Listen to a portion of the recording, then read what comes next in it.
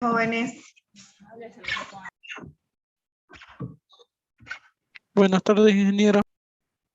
Buenas tardes, ingeniera. Bueno, Buenas tardes, ingeniera. ¿Cómo les va? Le agradezco que se hayan podido conectar porque la verdad que ha sido una semana complicada con esto de la marcha. Después el jueves se me presentó una actividad ineludible y me preocupaba mucho, peor con lo que nos llegó, que no sé si al final iremos a acatar el paro o no. No me he interiorizado mucho. Así que sí quiero avanzarles una unidad completa hoy día, porque es muy importante. Para empezar, vamos a ver un video introductorio.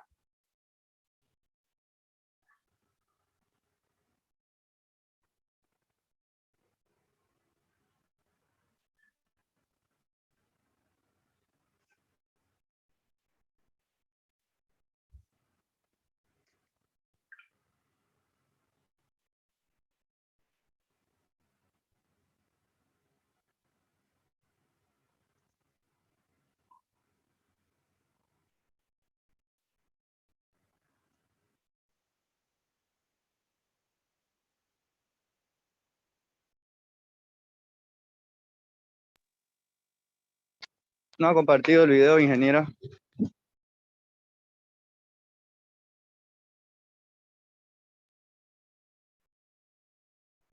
Chicos, ¿me escuchan? Ahora Sí, sí la ingeniera. escuchamos. Sí, se me ha congelado un ratito. Está mal su internet, ingeniera, parece. ¿Me escuchan? Sí, se escucha, ingeniera. Ya, no voy a conectar mi cámara porque no quiero que se me vuelva a colgar, ¿ya? Vámonos directo a la clase.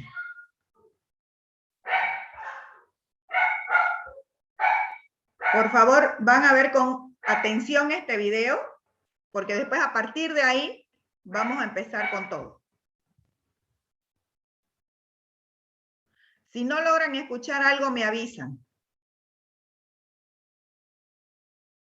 Todos veíamos el cambio climático como una cosa muy aislada que podía tener el país, pero el cambio climático nos tocó a la puerta y de forma muy introspectiva, ¿no?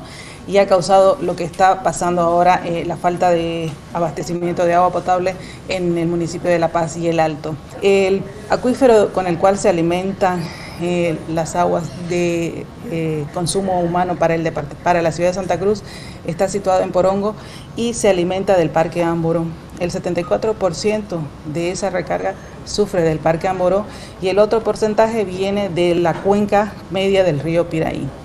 Y como todos sabemos, en la parte de Porongo se han licenciado más de 170 urbanizaciones planificadas sin ningún control.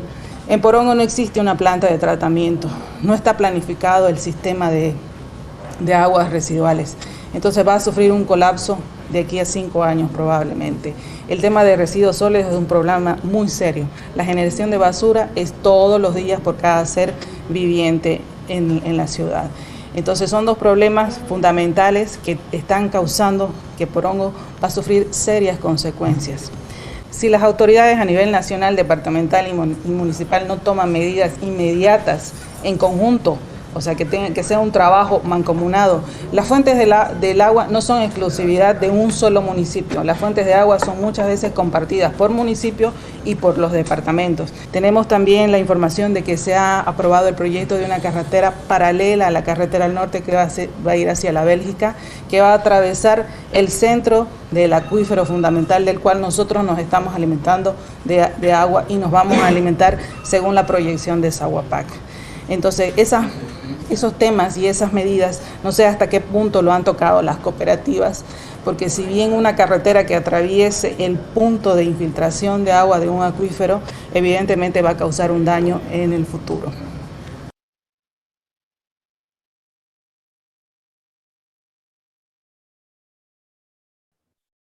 Bueno, la unidad que vamos a avanzar ahora es sobre la calidad del agua, ¿ya? El video introductorio que les he mostrado nos habla acerca justamente del acuífero que alimenta a la ciudad de Santa Cruz. Nosotros obtenemos agua desde la cuenca Amboró, pero el acuífero principal está justamente en Porongo. Porongo está encima del agua que bebe todo Santa Cruz. Fíjense, ese video, si no me equivoco, si mal no recuerdo, es del 2016-2015, por esos años más o menos. La ingeniera decía que teníamos como 5 años más antes de que ese acuífero empiece a ser contaminado seriamente. ¿Por qué? Porque Porongo no tiene un sistema ni siquiera de agua potable, tienen pequeñas plantas de tratamiento. No existe un sistema integral de agua potable, mucho menos un sistema de saneamiento básico. No hay alcantarillado sanitario y su tratamiento de la basura prácticamente es inexistente también. Justamente ayer tuve una reunión con una de las concejales de Porongo, porque queremos ver el tema aguas. Queremos, es decir, tenemos una fundación en la que yo soy voluntaria, donde vemos todas las gestiones medioambientales relacionadas con el agua. Y nuestra mayor preocupación justamente es atender al municipio de Porongo, porque todo lo que pase allá nos afecta directamente a nosotros, ¿ya? Los acuíferos subterráneos son difícilmente contaminables, no es como el agua superficial. Nosotros vimos en la anterior unidad que podíamos tener agua, captaciones superficiales como captaciones subterráneas. Nosotros tenemos captaciones subterráneas, son difíciles de contaminar, pero no es imposible. Y pareciera que el ser humano se empeña en morir, se empeña en contaminar su mundo. En el momento en que el suelo se contamina, en ese momento el acuífero se contamina, ¿ya? ¿Cómo contaminamos el suelo? Principalmente por un mal tratamiento de la basura. Una poca o ninguna impermeabilización del suelo donde va a estar situado nuestro vertedero. En algún momento yo les voy a sugerir, no sé si en alguna materia lo tratarán, creo que no, todo lo que son entierros sanitarios y tratamiento de la basura, para nosotros los ingenieros es muy importante, ¿ya? Bueno, para empezar vamos a definir qué es lo que es el agua potable, ¿ya? Dice que es aquella que por sus características organolépticas, ¿ya? Las características organolépticas son las que nosotros percibimos con nuestros sentidos, sus características físico-químicas, las radiactivas, las microbiológicas, son consideradas aptas para el consumo humano. ¿Y cómo nosotros logramos considerar aptas, entre comillas, para el consumo humano? Pues en Bolivia existe la norma boliviana 512 y su reglamentación que establece cuáles son los parámetros que debe cumplir el agua de consumo para ser considerada agua potable.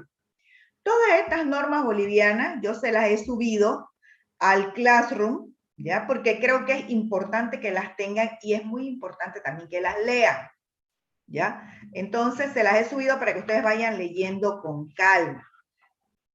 Todo lo que yo subo, toda la información que yo suba a la plataforma del Classroom, puede tener preguntas en el examen, ¿ya? Eso quiero que lo tengan siempre bien claro. Desde los videos hasta las normas, el material que les doy o las investigaciones que les sugiero hacer. Bueno, para empezar, vamos a hablar cuáles son las impurezas más comunes que puede tener el agua. Pero para saber qué son las impurezas, primero vamos a hablar sobre qué son las características físicas del agua, ¿ya? Las características físicas están relacionadas con los sólidos totales. Los sólidos totales es la suma de estos dos, de los sólidos disueltos y los sólidos en suspensión. Es decir, de este y de este. ¿Ok? Esos son los sólidos totales. Ahora, los sólidos disueltos son mayormente sales que se encuentran presentes en el agua y no pueden ser separados por medio físico. Es decir, que nosotros no podríamos filtrarla, el agua, y decir que va a dejar de ser salada o que va a separarse de estos disueltos que ya están presentes, ¿ya? Normalmente los sólidos disueltos no se detectan a simple vista, se detectan en el sabor o en el olor, ¿ya? Nosotros podríamos tener agua completamente cristalina, y sin embargo tener un alto contenido de sólidos disueltos, ¿ya? La presencia normalmente se detecta después de que el agua se evapora y quedan estas sales residuales en el medio que originalmente contenía el agua, ¿ya? Cuando ustedes hierven agua, siempre se van formando una costrita blanca, ¿no es cierto? En la ollita donde siempre se hierve el agua. Esos son los sólidos disueltos o las sales disueltas que antes habían en el agua que ustedes han hecho evaporar. Los sólidos en suspensión, sin embargo, sí se pueden ver a simple vista, ¿ya? Es un material que se encuentra en el agua en forma de coloides o de partículas. Muchas veces estas partículas son muy finas, sin embargo se las logra ver y causan en el agua la propiedad de la turbidez. Es decir, que la turbidez, esto de acá abajo, está directamente relacionada con los sólidos en suspensión. A mayor cantidad de sólidos en suspensión, mayor grado de turbidez también, ¿ya? A diferencia de los sólidos disueltos, que normalmente se separan de forma físico-química, los sólidos en suspensión pueden separarse con mayor o menor grado de dificultad por simples procesos mecánicos, como la sedimentación o la aplicación de algún filtro. Si en algún momento algo no entienden o necesitan que yo repita, para que tomen mejor sus notas, me avisan, ¿ya? La turbidez es la capacidad que tiene la materia, ¿ya?, de dispersar la luz.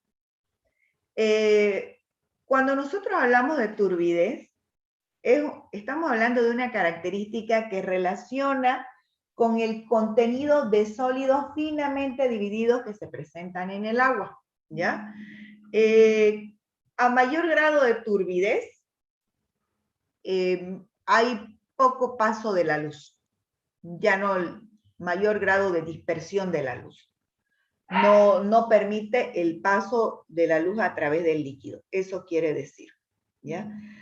Ahora, la temperatura. La temperatura es otro parámetro físico para nosotros de suma importancia, no solamente por los ecosistemas hidráulicos que pueden existir. Nosotros sabemos que a mayor temperatura es muy difícil que sobrevivan estos ecosistemas, sino también porque está íntimamente relacionado con lo que es la calidad del agua potable.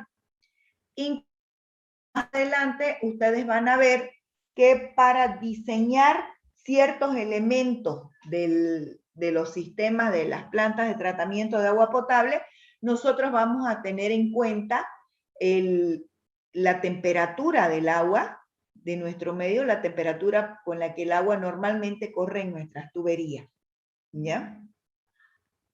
Ahora, cuando hay mayor temperatura, el oxígeno disminuye, ¿ya? Y cuando hay menor cantidad de oxígeno, entonces se produce la mortandad de peces o la mortandad de cualquier ecosistema o especies acuáticas. El color es otra propiedad física que indirectamente nos describe el origen y las propiedades del agua, ¿ya? Todas estas características, el olor, el color, la turbidez, la temperatura incluso, son parámetros que en forma conjunta nos describen la calidad del agua y lo que se refiere a sus características estéticas. Las características estéticas del agua son muy importantes para el consumidor.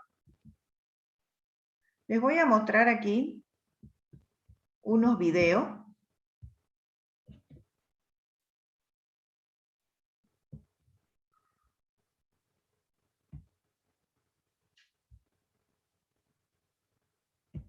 Que son muy importantes que los vean. No sé si ustedes en sus casas los mirarán con detenimiento, pero en algún momento yo voy a ir parando el video y les voy a ir dando tips acerca de las partes importantes que me parecen tienen que tomarla en cuenta para el examen. Por favor, presten atención.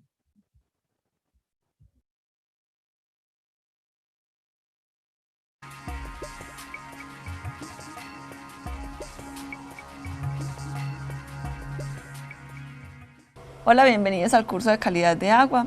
Hoy vamos a hablar sobre algunos aspectos introductorios y vamos a dar algunas nociones sobre algunas características físico-químicas del agua para hacer un buen diagnóstico de esta. Bueno, a modo de introducción tenemos entonces que el agua es un elemento esencial para el desarrollo de la vida. El agua lo necesitamos para todas las actividades que nosotros llevamos a cabo diariamente y obviamente para también nuestras actividades vitales. Necesitamos de este elemento esencial. El agua tiene unas características propias del sitio donde nos encontramos. El agua tiene, dependiendo de la naturaleza, del suelo, de la atmósfera en donde se encuentra particularmente, tiene unos elementos que la hacen propia del sitio. Aquí tenemos algunas imágenes que nos muestran algunas fuentes de agua y las características de dónde provienen. Entonces vemos que, por ejemplo, estos suelos, estas rocas de donde se encuentran son las que le van a aportar esas características que la hacen única. Sin embargo, a medida que vamos bajando, por ejemplo, en los ríos, aguas abajo, vamos encontrando ciertos vertimientos propios de las actividades que realizamos a diario, y esos vertimientos hacen que encontremos cierta contaminación como la que vemos en estas otras fuentes de agua específicas. Fíjense cómo es tan importante la zona de abastecimiento, la zona de toma de agua, para las características específicas que tiene el agua con la que nosotros contamos. Estas características ustedes van a ver más adelante que son determinantes para saber el tipo de tratamiento que tenemos que seguir. Y esas características hacen que varíe, que sean aguas ya un poco diferentes y que necesitemos una caracterización determinada para esas aguas en particular. Entonces, como objetivos básicos en este curso y en lo que tiene que ver con el diagnóstico de la calidad de agua, pues tenemos Esta parte es muy importante, los objetivos básicos del diagnóstico y tratamiento de la calidad de agua. Esto es pregunta de examen, me encanta que ustedes diagnostiquen de forma correcta el agua, porque es importante proteger la salud de las personas. Ustedes han visto las cifras que les he mostrado en la anterior unidad. La mayor cantidad de muertes y enfermedades en el mundo entero se dan por el consumo del agua contaminada. Es importante también proteger el recurso hídrico. Hemos visto ya que la cantidad global de agua potable, perdón, de agua dulce a nivel mundial es menos del 3%. Aunque se cree que el agua es un recurso renovable, y digo se cree, a medida que nosotros contaminamos más y no protegemos nuestro recurso hídrico, ese porcentaje puede ir disminuyendo. Proteger el medio ambiente, por lo tanto, es fundamental para proteger nuestros acuíferos. Y con esto, proteger nuestra calidad de vida. Importantísimo emplear el agua para el uso requerido, no malgastar el agua. Vieron bien de la anterior unidad que yo les he mostrado cuántos litros establece la ONU, creo que era la UNESCO, que debería consumir agua una persona, cuántos litros por día y cuánto nosotros consumimos aquí en la zona oriental.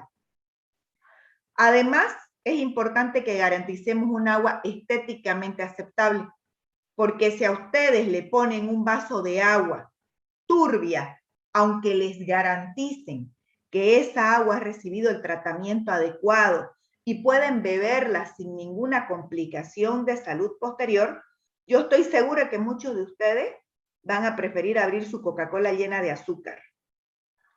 Así que todos estos objetivos básicos son muy importantes. Vamos a primera instancia y de pronto el más importante, que es proteger la salud de las personas. Dentro de la ingeniería tenemos una labor muy indispensable y es hacer que las personas que utilizan, y nosotros en particular que utilizamos esas fuentes de agua, pues no nos ocasionen un perjuicio o un daño para nosotros. Pero también tenemos unos objetivos que tienen que ver o que están muy relacionados con la parte del medio ambiente, y uno de ellos es proteger el recurso hídrico, que va muy de la mano con proteger el medio ambiente, proteger esa flora, esa fauna que se lleva a cabo y que se desarrolla en estos ecosistemas.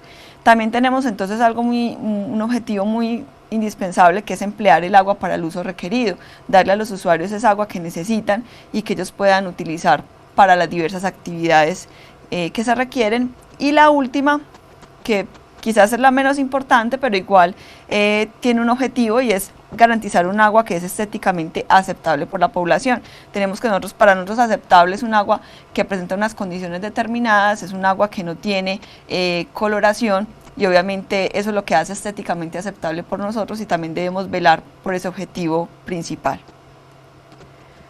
Está también algo que tiene que ver con la eutrofización. La eutrofización tiene que ver con ese enriquecimiento de nutrientes en el ecosistema, y eso trae como consecuencias un deterioramiento precisamente a nivel ambiental. Trae un aumento en la producción de la fotosíntesis, un aumento en la biomasa o en esa cantidad de algas, como vemos por ejemplo en esas imágenes que les muestro acá. Esas imágenes nos muestran una excesivo producción de algas y nos muestran un problema de eutrofización. Y también tenemos que esas imágenes, por ejemplo, nos muestran que eso lleva a un empobrecimiento de la biodiversidad, pues obviamente el ecosistema se empieza a volver más reducido y empezamos a tener problemas a nivel ambiental.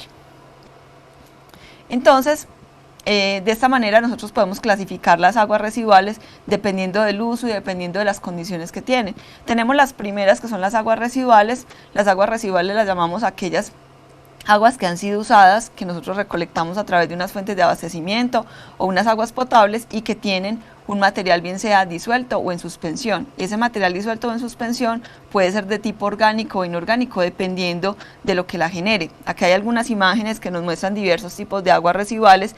Todas las imágenes son diferentes. Tenemos esta, por ejemplo, por acá, tenemos una proveniente de empresas de subproductos cárnicos, tiene una coloración en particular, y con seguridad que la composición también es diferente. Esta otra que tenemos por acá es proveniente de unas fincas ganaderas, vertimientos de fincas ganaderas. Por acá tenemos de restaurante, por acá tenemos de plantas de sacrificio de animales, y todas ellas tienen una composición completamente diferente, debido a que lo que la genera, pues obviamente es un proceso industrial que cambia en cada una de ellas. Esas aguas residuales las podemos entonces clasificar en dos: las aguas residuales domésticas y las aguas residuales industriales. En el caso de las domésticas, son aquellas que provienen de viviendas, otros edificios o instituciones educativas. Incluso las aguas residuales industriales, pero que provienen de los baños o de las cocinas, también las denominamos aguas residuales domésticas. Son aguas que tienen una composición muy similar, ¿sí? Y de hecho en las imágenes pues vemos visualmente que son aguas que las vemos como muy similares, y haciendo la composición pues obviamente encontramos que son muy parecidas, y es porque los procesos que la generan todas pues son muy constantes. Todo tiene que ver con actividades de los baños, todo tiene que ver con lavados, con la cocina. Entonces pues tenemos que son aguas que son más fáciles de caracterizar porque su composición prácticamente ya la conocemos. Sin embargo, en cuanto a las aguas residuales industriales, tenemos que son aquellas que provienen precisamente de esos procesos que realiza el hombre a nivel de las industrias. Son aguas un poco más complicadas porque cada proceso industrial genera un tipo de agua residual en particular. Por lo tanto, se puede decir que esas aguas residuales son prácticamente propias de cada industria que estamos monitoreando. En estas imágenes vemos, por ejemplo, estas dos primeras imágenes de acá arriba. Vemos entonces que son provenientes de empresas que se dedican a teñir flores, ¿cierto? Esas flores que vemos que son de colores tan bonitos y generan un tipo de agua residual que es prácticamente un colorante, ¿sí? Y tiene una composición determinada que por ejemplo que tiene por ejemplo metales pesados o material inorgánico perjudicial para el medio ambiente. Por acá tenemos otra imagen que es de una empresa textilera y la vemos por ejemplo identificada por esa coloración específica. Tenemos otra por acá de productos lácteos, ¿sí? Y también vemos que en cuanto a su apariencia visual vemos una diferencia bastante grande, pero también en cuanto a la composición, pues aquí vamos a encontrar grandes cantidades de nitrógeno proveniente de las proteínas, materia orgánica. Esta por ejemplo acá es de una empresa de chocolates y esta por ejemplo acá es de una empresa de subproductos cárnicos. Entonces también tenemos que cada una de ellas necesita una caracterización determinada debido a que el proceso industrial que la genera es completamente distinta. Tenemos las aguas de abastecimiento. Las aguas de abastecimiento son aquellas que no han sido sometidas a un proceso de tratamiento. Son las aguas que encontramos en las fuentes naturales, son las aguas que nosotros prácticamente captamos para darles un uso determinado. Lastimosamente son aguas que están siendo contaminadas porque obviamente a ellas descargamos los vertimientos y muchas veces no los descargamos en las mejores condiciones, entonces empezamos a encontrar problemas, por ejemplo, por acá de mosquitos, malos olores. Todo eso son problemas asociados a la contaminación de estos recursos hídricos, pero son prácticamente las aguas más importantes que tenemos porque son las que nosotros utilizamos para darles un uso diario. Y tenemos las aguas potables, que las aguas potables son aquellas aguas de abastecimiento que pasaron por todo un proceso de potabilización, ¿sí? Un proceso en el que removimos sólidos en suspensión, un proceso en el que removimos color, turbiedad, hicimos un proceso de desinfección y en todas ellas hicimos que el agua cumpliera con las características que la hiciera apta para consumo humano, que no ocasionara problemas a la salud y que cumpliera, y lo más importante, con una normatividad actual vigente. En el caso de Colombia tenemos la normatividad 2115 de 2007, que es la que está enfocada en todo lo que tiene que ver con agua potable. Entonces, ya conocemos. Chicos, los tipos de agua, hasta llegar al agua potable, es muy importante también que ustedes después con detenimiento lo vuelvan a mirar, porque son conceptos que tienen que tener bastante claros, porque va a ser la base de la próxima materia que sigue a esta, a Sanitarias 2. Conociendo los tipos de agua, conociendo que cada una de ellas es completamente diferente, tenemos entonces ya qué parámetros son los que podemos utilizar para caracterizar este tipo de agua. Entonces tenemos que esos parámetros pueden estar clasificados en procesos físicos o parámetros físicos, químicos y los microbiológicos. Los microbiológicos hacen parte pues de un curso de microbiología, entonces esos parámetros no los vamos a ver dentro del curso de calidad de agua. Nosotros vamos a estar enfocados prácticamente en la parte que tiene que ver con los parámetros físico-químicos, que esa es la importancia que tenemos realmente en este curso. Entonces, algunas clasificaciones, una clasificación muy sencilla nos muestra, por ejemplo, los parámetros físicos. Algunos ejemplos, tenemos sólidos, temperatura, tenemos color, tenemos olor y sabor, aunque olor y sabor son parámetros que son organolépticos y son complicados de determinar. Prácticamente son parámetros que no se realizan en un laboratorio porque dependen más de nosotros que de un equipo. Turbiedad, que hace referencia como a esos parámetros visuales específicos, ¿sí? Por acá ya tenemos entonces los químicos, y los químicos tienen entonces dos divisiones, tienen uno que llamamos parámetros orgánicos y otro que denominamos los parámetros inorgánicos. Dentro de los orgánicos podemos hacer otra clasificación, podemos clasificarlos en parámetros globales y en parámetros particulares. ¿A qué llamamos parámetros globales? Llamamos a aquellos parámetros que medimos a diario, independientemente del tipo de agua que sea, porque son los que nos dan un indicio de la contaminación por materia orgánica, sin decirnos específicamente qué tipo de materia orgánica. Entonces lo más importante es que tenemos son la DQO, la DBO, y para el caso de aguas potables o de abastecimiento no utilizamos el término DQO y DBO, sino que hablamos del COT, carbono orgánico total. Ya si queremos saber específicamente ¿a qué se debe esa materia orgánica? Pues ya venimos a los parámetros particulares, y los parámetros particulares entonces ya están enfocados en la parte de proteínas, hidrocarburos, grasas, fenoles, pesticidas y muchos otros que tenemos, pero ya nos dicen específicamente a qué se debe esa contaminación por materia orgánica. En cuanto a los inorgánicos, entonces tenemos todos los que no dependan obviamente del carbono, que son todos los del sistema carbonato, alcalinidad, acidez, dureza, ¿sí? Que hacen más referencia al uso del agua que a las implicaciones sobre la salud. pH, por ejemplo, que es el parámetro más importante que tenemos en calidad de aguas, independientemente de cualquier tipo de agua que tengamos, cloruros, algunas formas del nitrógeno, algunas formas del fósforo, y por acá tenemos, por ejemplo, los metales pesados, que es una contaminación bastante grave que tenemos en los cuerpos de agua. Bueno, entonces finalmente tenemos que todos esos parámetros que les enseñé, esos parámetros que son poquitos, los podemos encontrar todos ellos establecidos dentro de este libro. Este libro es el estándar métodos y este libro es el que nos muestra realmente todos los parámetros que podemos hacer a nivel mundial en cualquier cuerpo de agua. Entonces digamos que es como nuestra guía o nuestra base para este curso. Cualquier laboratorio que trabaje calidad de aguas debe seguir siempre esta bibliografía o este libro, y vamos a encontrar referenciados como algunos de ellos. Por ejemplo, la DQO la vamos a encontrar, por ejemplo, con este código, y este código hace referencia a este método en particular, método del reflujo cerrado, método colorimétrico. Cada parámetro dentro del estándar métodos tiene su código y tiene diversas formas de hacerlo, por eso están clasificados como A, B, C, porque cada uno corresponde a una metodología diferente que podemos realizar. Pero siempre que vamos a buscar cuál es el método más apropiado para realizar una prueba de calidad de agua, siempre debemos ir a buscar y a referirnos a ese libro del estándar métodos. Ese libro va cambiando con los años, en estos momentos vamos en la versión del 2012, ¿sí? Pero cada año pues obviamente o cada cierto tiempo va cambiando dependiendo de cómo vayan siendo los parámetros dentro del mismo laboratorio. Con eso concluimos entonces el tema de hoy. Es importante que tengan en cuenta que para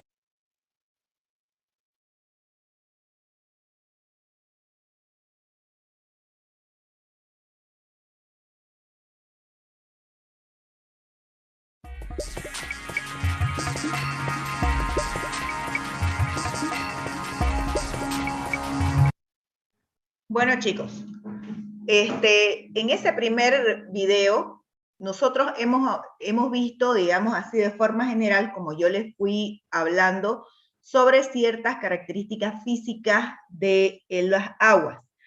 Es muy importante que ustedes entiendan que las características físicas de contaminación, las características físicas del agua, están íntimamente relacionadas con parámetros organolépticos, que son las percibidas por los sentidos. Cuando veamos más adelante las características químicas, ahí nosotros nos vamos a dar cuenta que muchas características químicas están dentro del agua sin ser fácilmente percibidas. Aquí les voy a mostrar este video que me parece también muy importante sobre justamente lo que es la turbiedad y el color y la forma en que lo miden en un laboratorio. Nosotros en la universidad, creo, bueno, en esta materia nunca han tenido laboratorio, sería muy importante, sería muy bonito, por lo menos para que conozcan, digamos, no nos compete tanto a los civiles, sí más a los químicos, pero sería bueno que conozcamos algunos tipos de procesos. Por eso es que les he preparado este video también. Yo lo voy a ir parando donde yo tenga que hacer alguna aclaración y considere que sea importante lo que les voy a decir. Si no logran ver algo, por favor, me avisan, ¿ya?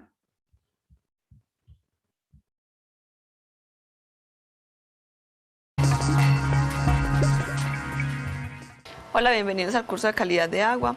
Hoy vamos a hablar de los parámetros físico-químicos básicos. Vamos a tratar específicamente la turbiedad y el color en las aguas. La turbiedad entonces es un parámetro que hace referencia a todo ese material en suspensión que interfiere con el paso de la luz, ¿sí? Que afecta ese paso de la luz a través de ella. Aquí vemos dos imágenes que nos muestran diferentes grados de turbiedad. Aquí tenemos en esa primera imagen un agua que es poco turbia porque alcanzamos a ver el fondo de ese lecho, de ese ecosistema, pero en este caso tenemos el caso contrario, que es aguas que son muy turbias, en donde no alcanzamos a ver el fondo, donde está restringido ese paso de la luz. Entonces también podemos definir como aquellas aguas en las que está restringida la visión en la profundidad. Eso es a lo que hacemos referencia con la parte de turbiedad. La turbiedad entonces puede ser causada por una gran variedad de materiales. Pueden ser materiales que van desde partículas que son muy coloidales o partículas muy gruesas, en general partículas que son en suspensión, y pueden ser partículas que bien sea provienen de compuestos orgánicos o bien sea provienen de compuestos inorgánicos. Pasa algo específico, y es que la turbiedad no hace referencia o no es capaz de clasificar y de saber específicamente a qué se debe o qué la ocasiona. Para uno saber si se debe a compuestos orgánicos o inorgánicos necesita hacer otra caracterización diferente. Entonces la turbiedad solamente nos hace referencia a eso que nos evita que veamos a través de esas muestras o nos limita el paso de la luz, pero no nos dice específicamente de dónde proviene ese tipo de contaminación específica. Aquí tenemos también otra imagen que nos muestra también un grado de turbiedad diferente, y aquí por ejemplo vemos aguas que son poco turbias porque alcanzamos a ver entonces la luz no está restringida a través de ella.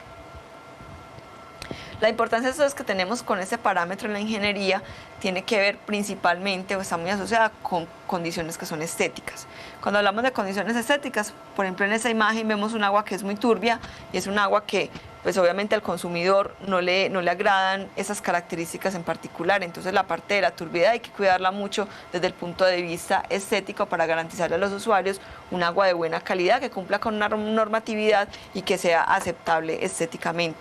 Sin embargo, hay otras consecuencias, digamos, y otras problemáticas asociadas con la parte de turbiedad que ya vienen, por ejemplo, en los procesos de filtración.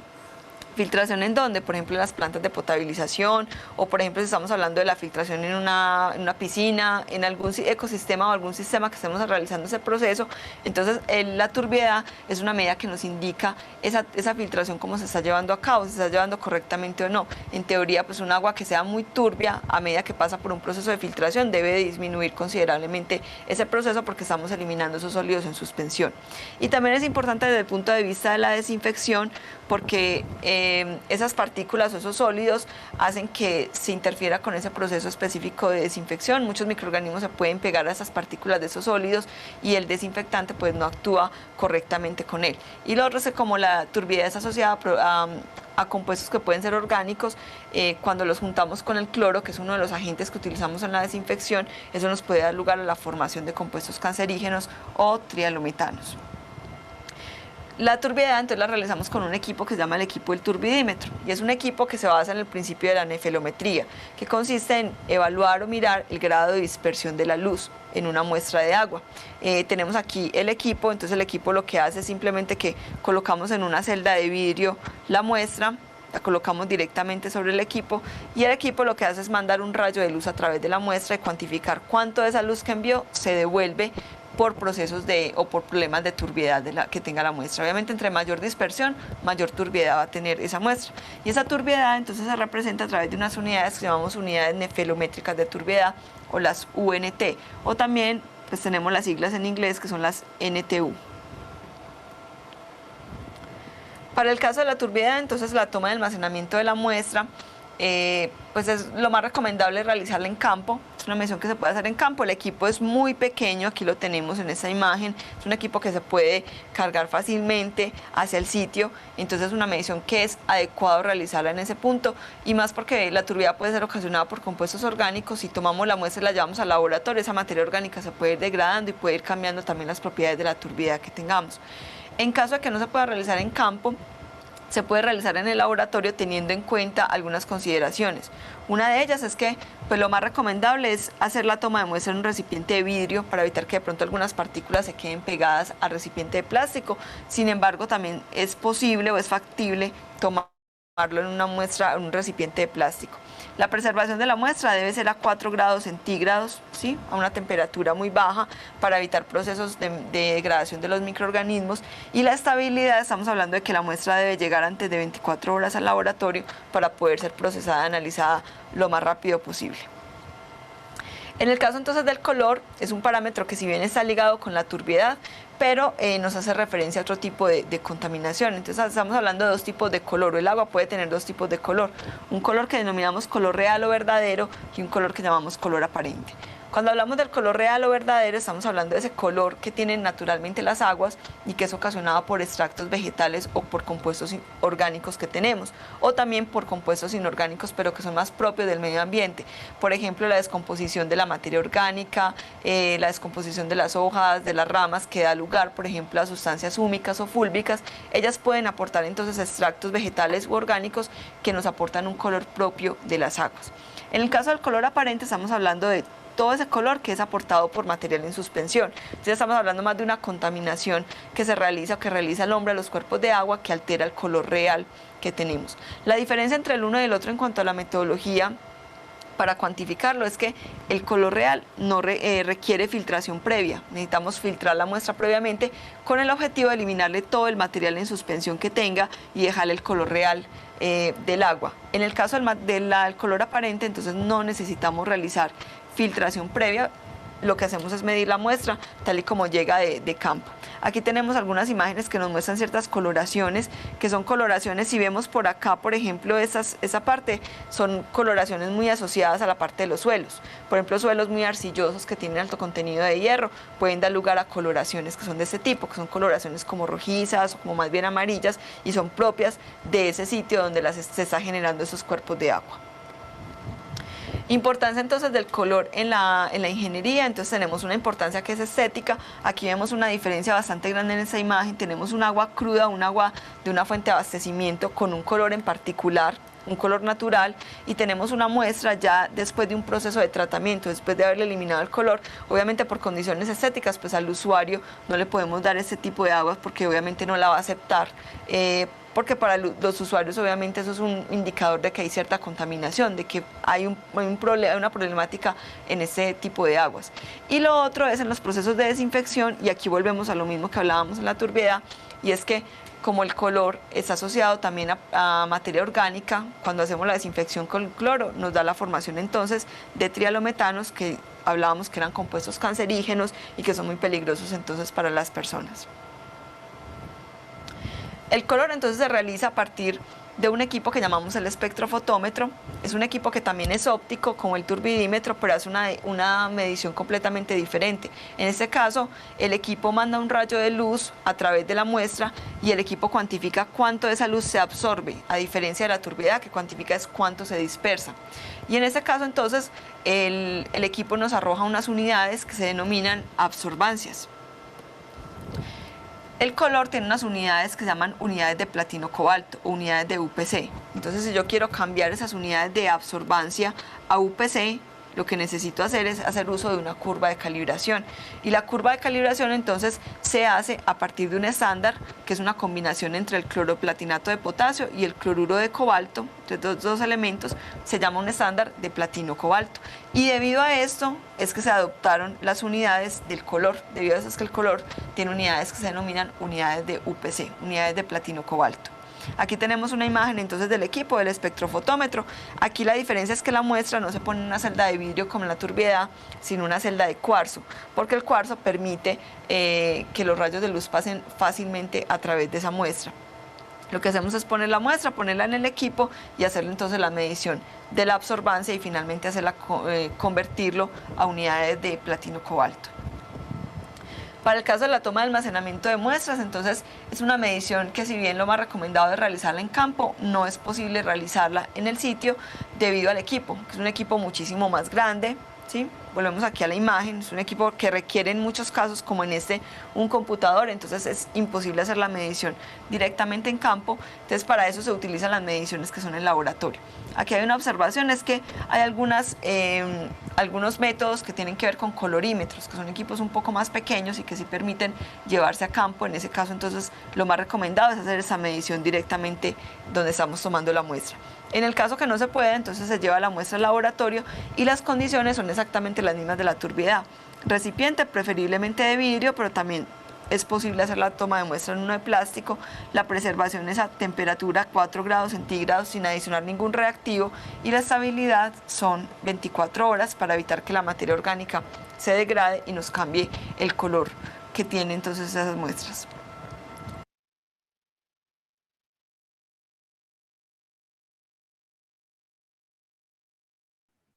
Bueno, creo que ya hemos o menos les ha quedado bastante claro, ¿no? ¿O tienen alguna duda sobre las características físicas y su importancia con la calidad de agua? Fíjense que las características físicas muchas veces son avisos de cierta contaminación química dentro del agua. Ahora yo les voy a hablar un poquito acerca de las características químicas o el tipo de contaminación química que puede haber. Los cianuros son venenos poderosísimos. Evidentemente no tienen que estar presentes dentro de lo que es el agua potable, ¿ya? Son compuestos sumamente tóxicos. Normalmente, si se llega a encontrar cianuro en el agua, es debido a derrames accidentales o muchas veces por infiltración de desechos con este contaminante, ¿ya? Es muy importante que nosotros monitoremos siempre de forma permanente los yacimientos y los acuíferos que nosotros tomamos agua. El cianuro está muy presente en la industria, perdón, voy a tener que sacar a mi perro un minuto, por favor.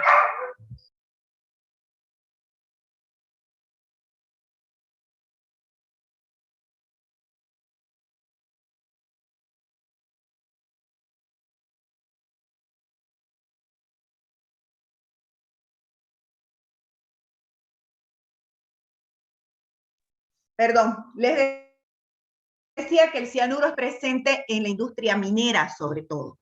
Hace unos años atrás me tocó presenciar de cerca la nueva explotación que se le empezó a hacer al Cerro Rico de Potosí.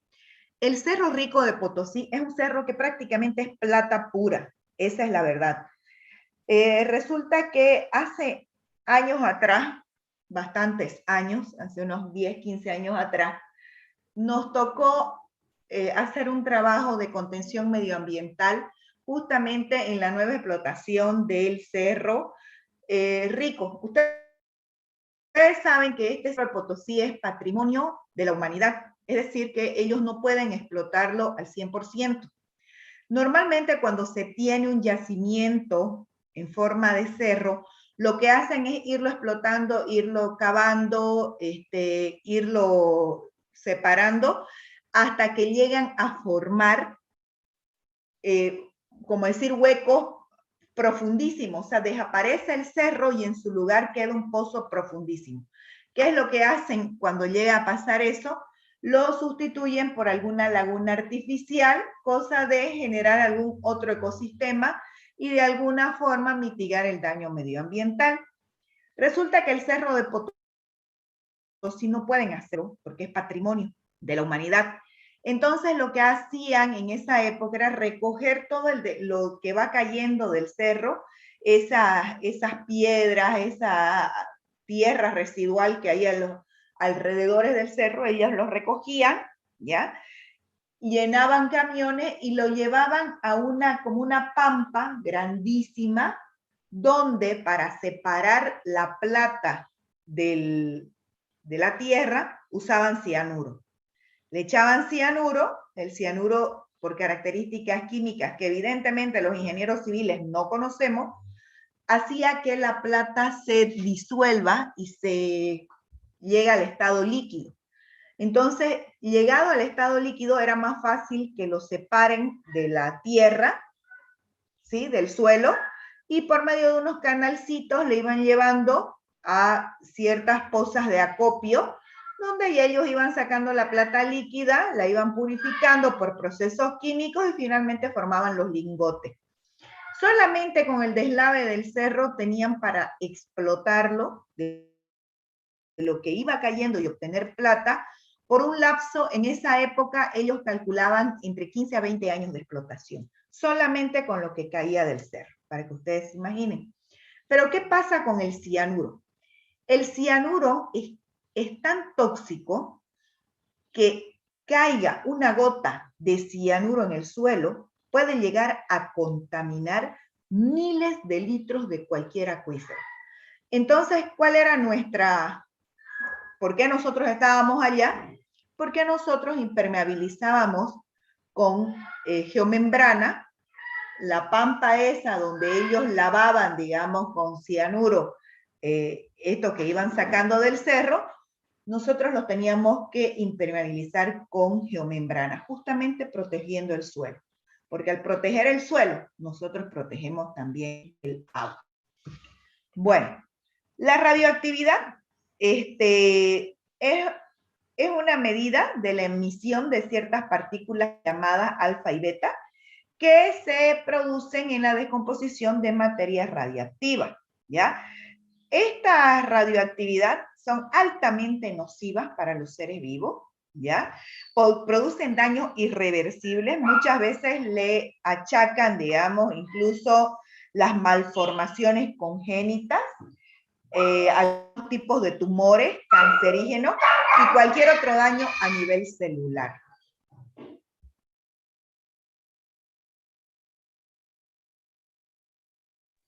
Los nitratos, y especialmente los nitritos, esto de acá, son indeseables en las aguas potables porque pueden ocasionar la enfermedad que se conoce como metahemoglobinemia, ¿ya?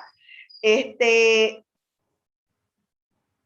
enfermedad lo que produce es que se va absorbiendo de alguna manera el oxígeno de la sangre, las personas se ponen azules, así como pitufos, y finalmente las personas llegan a morir por asfixia, porque ya no tienen oxígeno en su propia sangre. Esa es la contaminación por nitratos.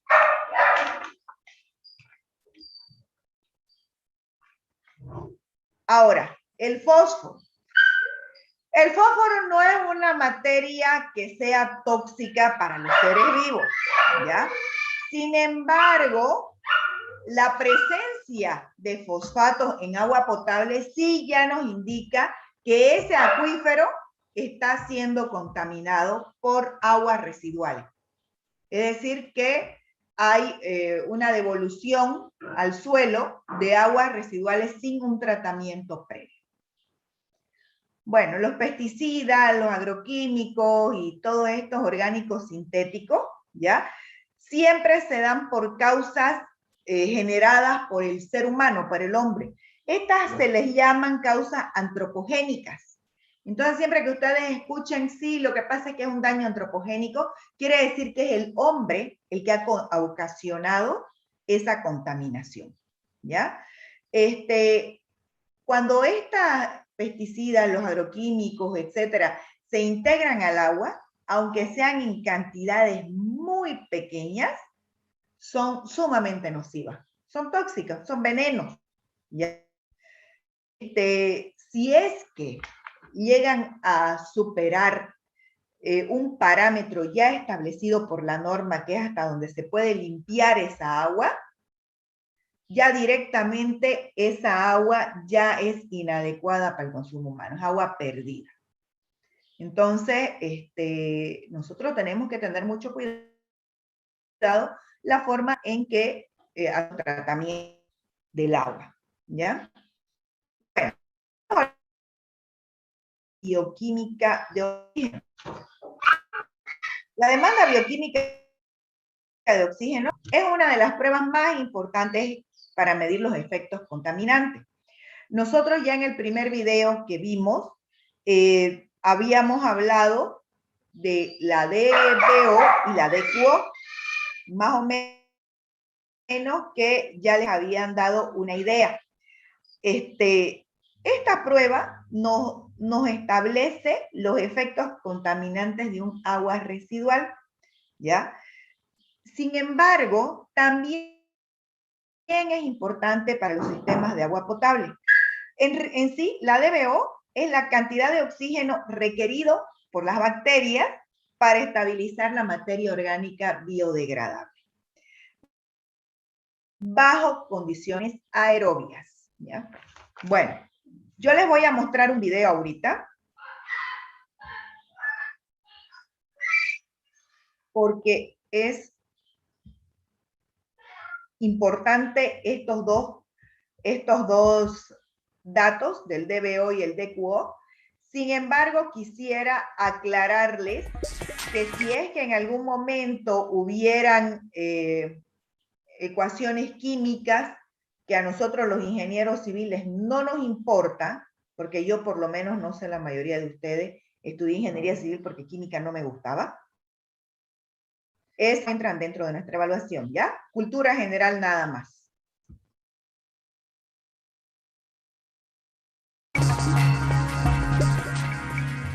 Hola, bienvenidos al curso de calidad del agua. Hoy vamos a ver el tema de demanda bioquímica de oxígeno o DBO5. Se define como la cantidad de oxígeno requerido por las bacterias para llevar a cabo el proceso de degradación de la materia orgánica, pero aquella materia orgánica que es biodegradable, que es susceptible de descomposición por parte de esos microorganismos. Y eso se lleva a cabo, o esa prueba se lleva a cabo entonces en presencia de oxígeno. Requerimos entonces la presencia de oxígeno. Básicamente entonces para esta demanda bioquímica de oxígeno lo que hacemos es tomar la materia orgánica, someterla a la presencia de oxígeno con unas bacterias. Esas bacterias son aerobias y son bacterias que además requieren nutrientes, y lo que hacen ellas es llevar a cabo el proceso de transformación de esa materia orgánica a CO2, agua y compuestos inorgánicos. Es básicamente lo mismo que se realizaría en el caso de una prueba química, ¿sí? Sometiendo la materia orgánica a la presencia de un agente oxidante fuerte, pero en este caso lo hacemos con bacterias y en presencia de oxígeno, que es lo que requieren ellas. Ellas entonces hacen este proceso de descomposición para obtener una energía, y esa energía la utilizan para generar nuevas células o nuevas bacterias. Es una prueba que es mucho más aproximado a lo que hay en la realidad, lo que ocurre realmente en los cuerpos de agua, porque allí es donde tenemos bacterias que son las que se encargan de transformar la materia orgánica en diferentes ambientes. Sin embargo, es una prueba que debido a su tiempo, ¿sí? Digamos que ella se llama DBO5, porque el 5 hace referencia a la cantidad de días que hay que dejar la prueba en el laboratorio. Entonces, debido a esa cantidad de días que se requieren, pues obviamente es una prueba que no es muy utilizada, y por esa razón es que se utiliza más la prueba de la DQO, que demora menos tiempo. Sin embargo, esa es más importante, y esta, digamos, que es lo que más se aproxima a lo que hay realmente en los cuerpos de agua. La DBO5, entonces, al ser un bioensayo, una prueba a través de bacterias o de microorganismos, pues obviamente tiene un margen de error bastante grande. Bueno, estas se las he querido mostrar este video introductoriamente. Les voy a solicitar, vean con detenimiento en sus casas. Quiero avanzar un poco más, ¿ya? Así que se los voy a dejar para que ustedes lo vean en su casa. Por favor, véanlos, porque seguramente va a entrar en el examen, ¿ya? Fíjense, vamos a hablar ahora de lo que es la demanda química de oxígeno. La demanda química de oxígeno es otro tipo de prueba que consiste en determinar la cantidad total de materia orgánica. ¿Cómo determinamos esa materia orgánica, esa cantidad? Por la cantidad de oxígeno que requiere para oxidar esta a dióxido de carbono y agua, ¿ya? La medición de estos dos, del DBO y el DQO, en una muestra de agua va a estar siempre directamente relacionada con su grado de contaminación, ¿ya?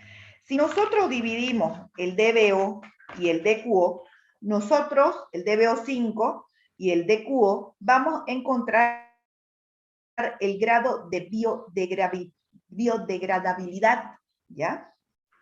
Si este grado es igual a 1, sí son biodegradables. Si este es de 0,5, son moderadamente biodegradables, y de 0 a 0,4 no son biodegradables.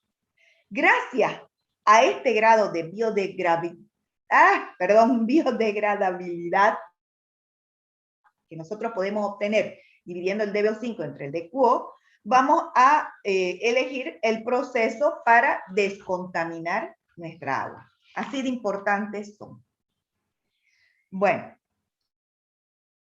los compuestos orgánicos refractarios son aquellos que persisten en su descomposición a otros compuestos de diferente estructura química. También se los pueden llamar compuestos orgánicos persistentes.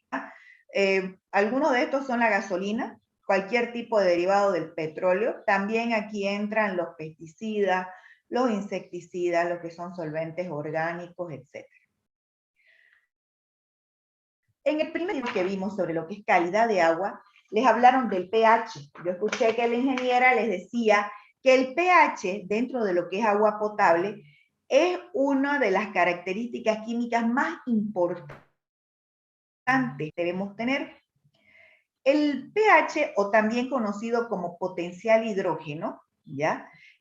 Es lo que nos mide si el agua tiene características básicas o alcalinas, o si no tiene características ácidas. Hace muchos años atrás ya está establecido por la Organización Mundial de la Salud que una dieta ácida para el ser humano, un excesivo consumo de carne roja, un excesivo consumo de diferentes tipos de ácidos, nos pueden conducir a un estado de salud deplorable. Incluso lo relacionan con las células cancerígenas. Una dieta básica o alcalina se relaciona más con el consumo de frutas, de verduras, en fin, de carnes blancas, donde se cree, se ha establecido ya hace muchos años, que esto nos lleva a un estado más saludable. Dentro de las aguas, cuando el pH es 7, se dice que es un pH neutro. Y el agua no va a tener características ni ácidas ni alcalinas, ¿ya? Normalmente, aquí en Santa Cruz, el pH de las aguas naturales, de acuíferos subterráneos, está en un rango de 6 a 8, ¿ya? Estos son los más adecuados en realidad para que exista una actividad biológica de los ecosistemas dentro del agua. Quiere decir que permite la vida dentro del agua, ¿ya? Hace un tiempo se ha puesto de moda el pH 10, que es un tipo de agua alcalina, que la comercializan bastante. Bueno, personalmente en mi casa consumimos este tipo de agua alcalina. Es muy recomendable desde el punto de vista de la salud, ¿ya?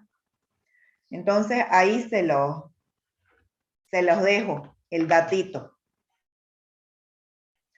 El fierro y manganeso casi siempre se encuentran en forma conjunta en la naturaleza, siempre están juntos, ¿ya? Por lo que si en algún momento ustedes encuentran altos niveles de fierro, seguramente también hay altos niveles de manganeso. No son sustancias tóxicas, pero la calidad del agua no va a ser la adecuada si estamos en presencia de altas concentraciones de todo elemento, ¿ya? Es más, un consumo de agua permanente con una cantidad superior a la que la norma establece de fierro y manganeso puede ocasionar no solamente problemas de sabor, sino también podría ocasionarnos cierto tipo de problemas estomacales y de sangre. El exceso de fierro en la sangre no es bueno tampoco, ¿no?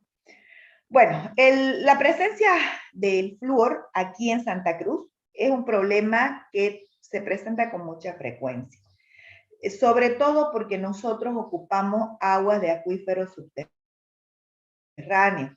Cuando estos acuíferos subterráneos ya son sobreexplotados, se acrecienta la concentración de flujo, ¿ya? En dosis de moderada, el flúor tiene hasta un efecto benéfico.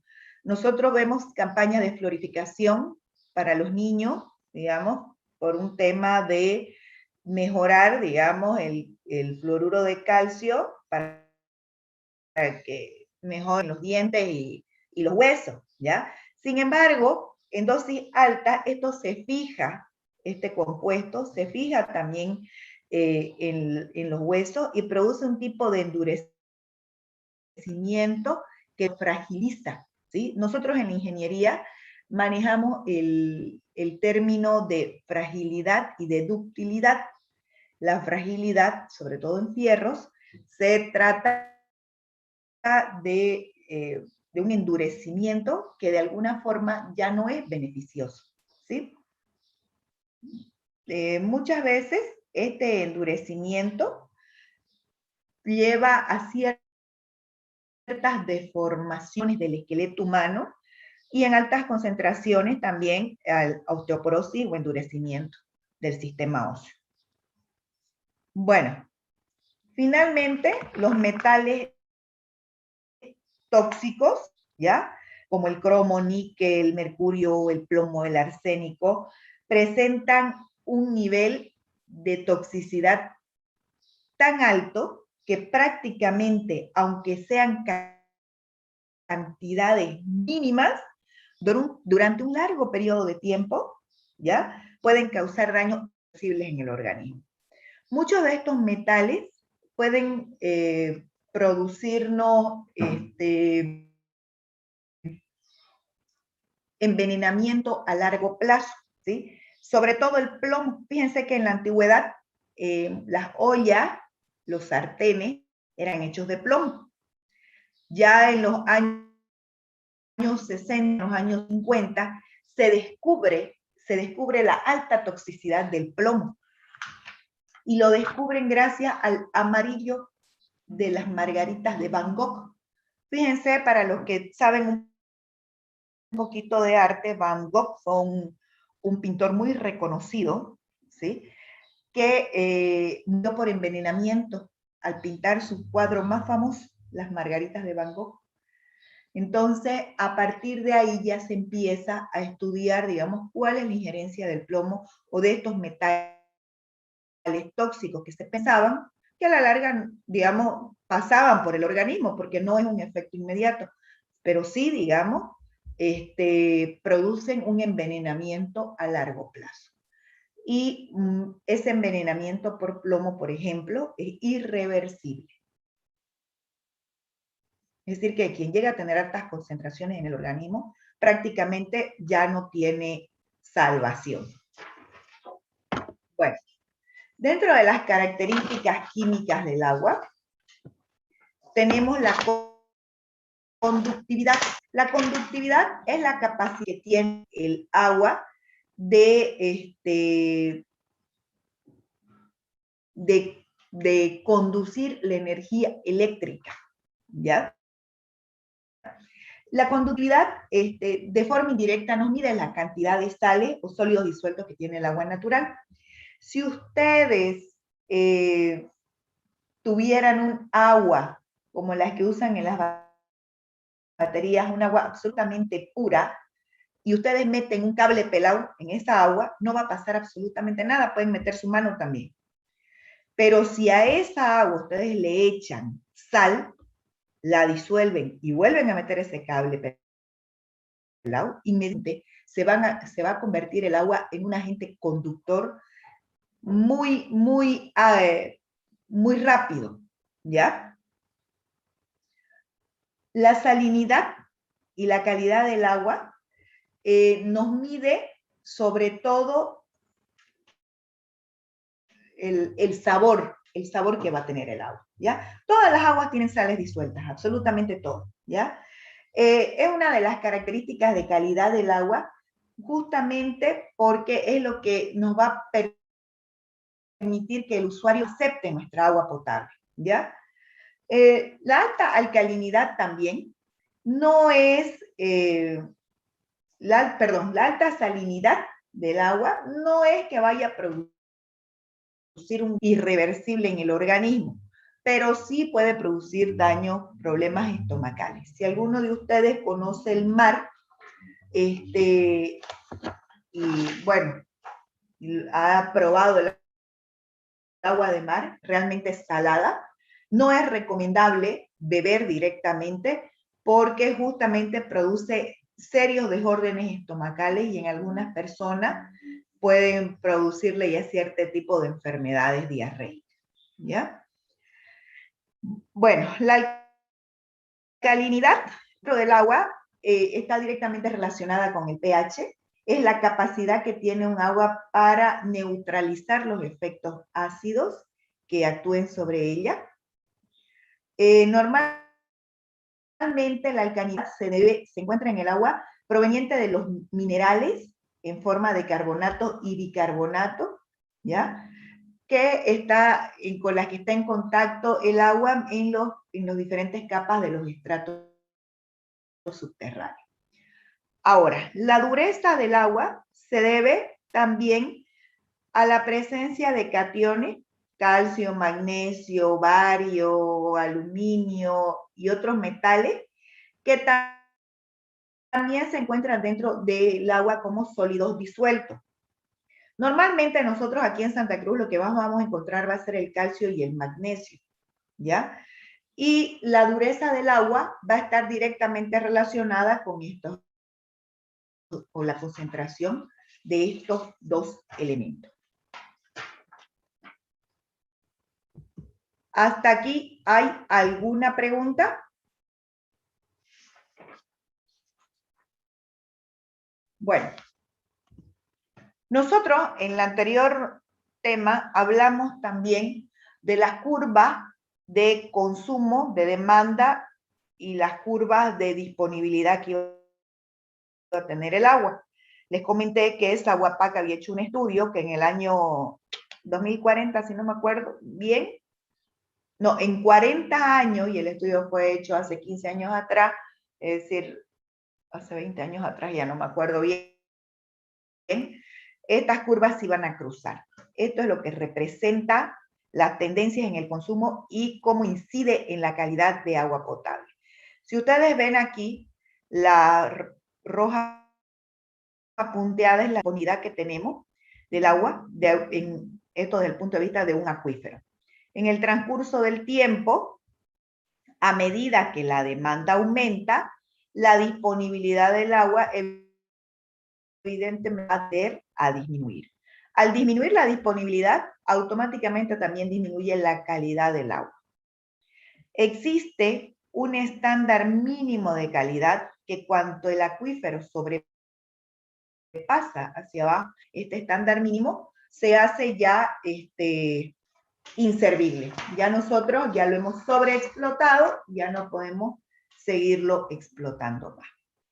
Bueno, esta es una tabla que van a ver después con detenimiento en sus casas, cuáles son los componentes indeseables que puede haber en el agua potable, de dónde se origina y sobre todo la forma de remoción, cómo nosotros vamos a ir usando todos este tipo de componentes que no deberían estar dentro de lo que es el agua potable que nos establece la norma boliviana. Estas son las 3 normas que les he subido, la 512, que es el Reglamento Nacional para el Control de la Calidad de Agua, la 495, definiciones y terminología, y nuestra Biblia en esta materia, la 496. Esta es una investigación que les sugiero hagan, no es obligatoria, pero sí puede aparecer en alguno de los exámenes. Una última cosa más que les quiero mostrar, porque dentro del Classroom hay una tarea más que ustedes seguramente ya la han visto. ¿Alguien ya ha revisado el Classroom? ¿Todo lo que yo he subido? ¿Todavía Yo, nadie? ingeniera, hasta ya presenté esta investigación. Ah, perfecto. ¿Presentó lo de Minamata? Sí, ingeniera. Ya, perfecto. Hay algo que yo les quiero mostrar de Minamata. Para los que todavía no lo han visto, ya es un video, son videitos cortos, es con lo que vamos a terminar la clase, porque el desastre de Minamata se conoce como el desastre más grande en la historia de la humanidad de contaminación de aguas. quiero mostrárselos este video. El otro día justamente les comentaba que estuve en reunión con una de las concejales de Porongo que queremos empezar a trabajar con todo lo que es el agua, queremos empezar a asesorar al municipio de Porongo. Me asombra que siendo un desastre medioambiental, uno de los más grandes en la historia de la humanidad, haya gente que nunca lo haya escuchado nombrar. Y no hablo de gente común, hablo de otros ingenieros dedicados justamente al tema agua, otros ingenieros hidráulicos. Me parece importantísimo que nosotros empecemos a relacionar el medio ambiente, el cuidado medioambiental, con lo que es la conservación del agua, porque en base a eso es que nosotros vamos a elegir los diferentes procesos de tratamiento que vamos a seguir adelante. Así que, por favor, si algo no logran escuchar.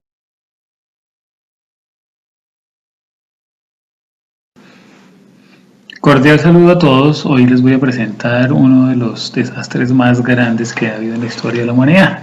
El desastre de la contaminación por mercurio en la bahía de Minamata, Japón. Ubiquémoslo en la isla Cuyo, al suroccidente de Japón. Ese fue el sitio donde se inició la tragedia. Este es el estado actual de la bahía de Minamata después de su remediación. Los síntomas comenzaron a verse cuando los gatos de Minamata comenzaban a reaccionar de forma violenta con movimientos involuntarios, se estrellaban con las cosas y se enloquecían. Era algo realmente grave, terrible. 2 años después de que aparecieron estos síntomas en los gatos, aparecieron en otros animales, también aparecieron en aves, en perros, en cerdos, y finalmente comenzaron a aparecer los síntomas en humanos. La prefectura de la ciudad comenzó a hacer investigaciones de qué era lo que estaba sucediendo, y secretamente la firma, la fábrica que había, la Shin Nichitsu, que había iniciado la contaminación porque tenía una fábrica de plásticos en el que el mercurio se utilizaba como catalizador para la producción de PVC, hizo las investigaciones del caso, se dio cuenta, probando en otros gatos, que ellos eran los que estaban generando esa contaminación. Los síntomas que presentaban en los humanos eran temblores, pérdida del equilibrio, convulsiones, ataxia, que es la pérdida de la coordinación, disartria, o sea, no se entendía lo que hablaban, y finalmente una muerte muy dolorosa. Se puede observar también que convulsionaban, no tenían una motricidad fina. Los médicos de la empresa que finalmente descubrieron que era el mercurio el causante del envenenamiento, ocultaron esto tanto a los pescadores de la bahía, que eran los más afectados, un grupo social que tuvo pues una grave situación social porque la gente pensaba que era una enfermedad contagiosa. Entonces ellos fueron separados y la gente no les ayudaba ni les colaboraba y los tenían separados de sus grupos sociales. Cuando se dieron cuenta de que los mismos pescadores, de que la contaminación era por mercurio generada por la fábrica, se generaron unas protestas grandes, protestas que fueron reprimidas con fuerza pública, y engañaron a la gente diciéndoles que iban a construir un tanque para purificar las aguas. Ese tanque falso no retenía el mercurio que ellos estaban vertiendo en la bahía. La gente seguía consumiendo. Ya estábamos en el año 1959 y la comunidad protestó con sus muertos y se certificó que eran muertos por contaminación por mercurio. Ahora bien, la compañía no detuvo el vertimiento de mercurio hasta el año 1962, cuando descubrió otro método para procesar el PVC y el polietileno. Es decir, nunca les importó la salud de los pobladores de la bahía, que eran pescadores, los que sufrieron más de 1000 muertes y miles de intoxicados. Se generaron varias protestas, pero las autoridades fueron muy permisivas con la compañía, pero había unos intereses creados en nombre del desarrollo y del progreso. Se permitía el envenenamiento de la población de Minamata. Después de muchos años, en el año 69, los pacientes demandaron a la compañía es hallada culpable de negligencia en el año 71, y en el año 1973 es condenada, y enfrentan los mismos damnificados, envenenados al dueño de la empresa, al dueño de la compañía. A partir del año 1974, la empresa comienza a indemnizarlos, pero su indemnización consiste en pagar los tratamientos. Ahora bien, ¿qué bueno de todo esto? La creación del el convenio de Minamata, en el que se va a controlar de aquí en adelante la...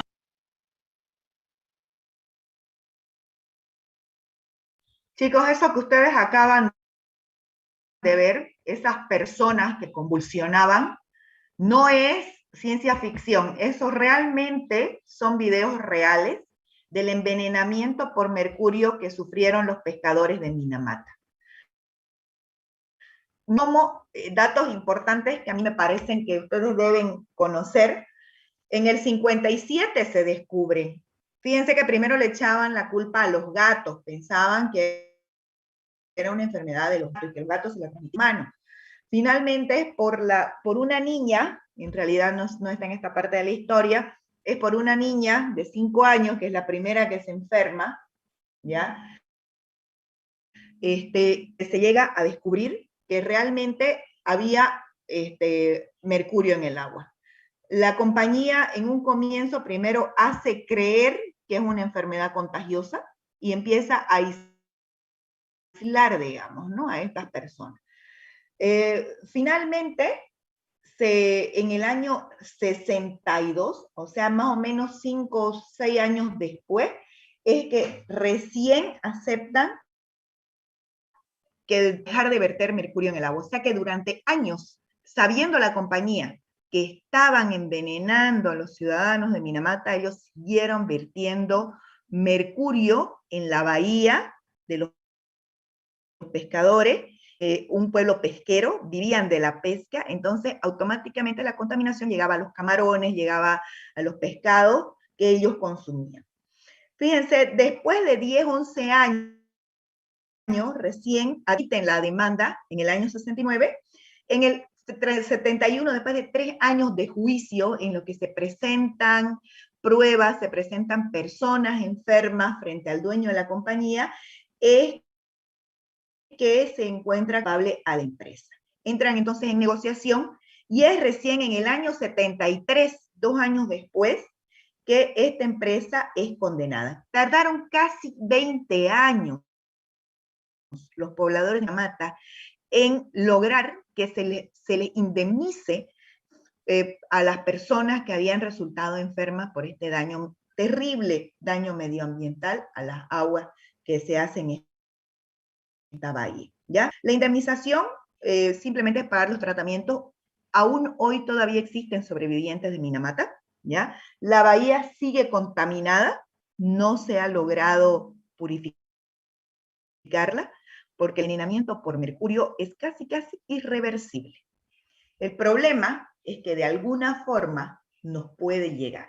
Así como nos llegó el coronavirus, también esos peces contaminados, esas aguas, siguen circulando a nivel mundial y en algún momento puede llegar a cualquier otra bahía que esté cerca de nosotros.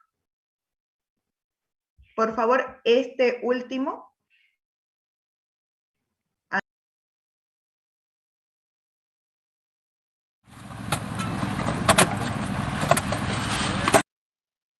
El video está en inglés. Por favor, le van a prestar atención a los subtítulos. Que no hablen inglés, por favor.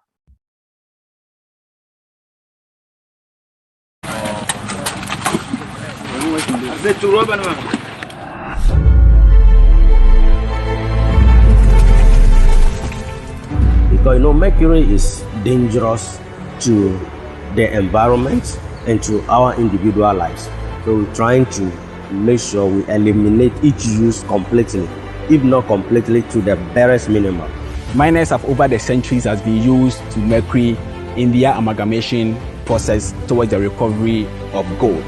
Mercury is a heavy silvery white metal which is liquid at room temperature and evaporates easily. It is a naturally occurring element that will always be present in the environment. It cannot be broken down or degraded into harmless substances. It can only change form.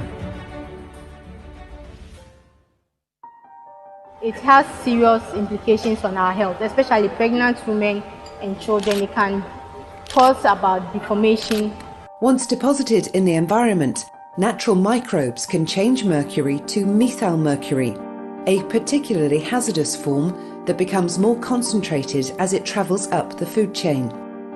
Mercury is currently used in many products and processes worldwide and is part of our daily life. However, human activity, especially artisanal small-scale gold mining and the burning of coal, has increased the release of mercury into the environment, raising the concentration of mercury in the atmosphere, soils, fresh waters and oceans. Dirty gold mining has ravaged landscapes, contaminated water supplies, and contributed to the destruction of vital ecosystems. Hay mercurio a niveles 10, 20, 30 veces encima de los niveles permisibles. Está afectando personas de toda edad, ambos géneros, y el problema está aumentando. In January 2013, a global treaty called the Minamata Convention on Mercury was agreed to protect human health and the environment from the adverse effects of mercury. The major highlights of the Minamata Convention include a ban on new mercury mines, the phasing out of existing ones, control measures on air emissions, and the national regulation of the informal sector for artisanal and small-scale gold mining, which is the biggest emission source of mercury into the environment. The Minamata Convention is much more than an environment convention, which I think for many it was initially perceived as that, but it's a health convention equally much. Without addressing the issue of mercury and the mercury releases and emissions, we are not able to address the sustainable development challenges of today and of the future. In order for the convention to come into force, there's a requirement in the convention text that 50 ratifications are required. The reason why it's important to ratify is that without ratification there is no legally binding obligations at the national level. One of the initiative we have is the Swiss-funded initiative, the ratification and early implementation of the Minamata Convention of Mercury. We have the convention text. That's the first step, but many will follow. And one important step is the entry into force of this convention and the early implementation. And there we can continue our support through projects like the UNITAR project, where we support countries in preparing the ratification. Our role is to provide as much support as possible, administratively and technically. And in order to do that, we are using all our tools and materials available. This project has been able to gather different stakeholders around the table. There was a stakeholder forum which brought together all the various stakeholders across civil society, government, academia, and the media to discuss what the convention is about, what are the requirements, what are the roadmap towards ratification. Where some people now, they know what is mercury, they know what are the implications of mercury, of the mismanagement of mercury, and they also know what are the different alternatives. The Swiss UNITAR project on the ratification and early implementation of the Minamata Convention on Mercury started in early 2014 and involved 16 countries. We see that we have already many countries that have ratified now, that are members of the convention. That we believe is the best sign if a project works or not. El proyecto va a ayudar a difundir los beneficios de la ratificación del convenio. Ser parte ayudará al país a canalizar una serie de recursos y transferencias de tecnología. Ghana will do its best to ratify the convention as quickly as possible. In fact, our target is to have it done in 2016. If we are able to succeed in doing that, it means that the risk of mercury will be reduced drastically with time. Pollution has no borders, so you need globally enforced conventions, agreements, laws that help to reduce the impact of waste on our environment. And it's not the environment of Switzerland or the environment of Ghana, it's the environment of all society and human beings.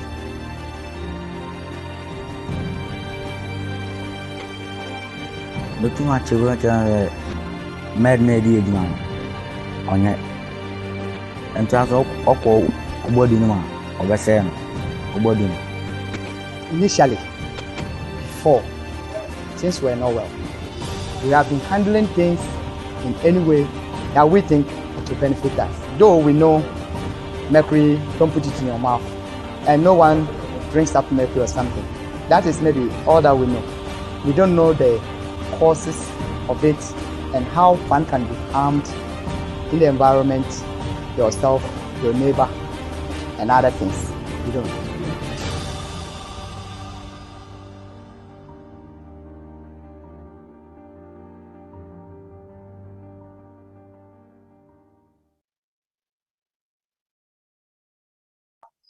Listo, chicos. Tienen una tarea de investigación de Minamata.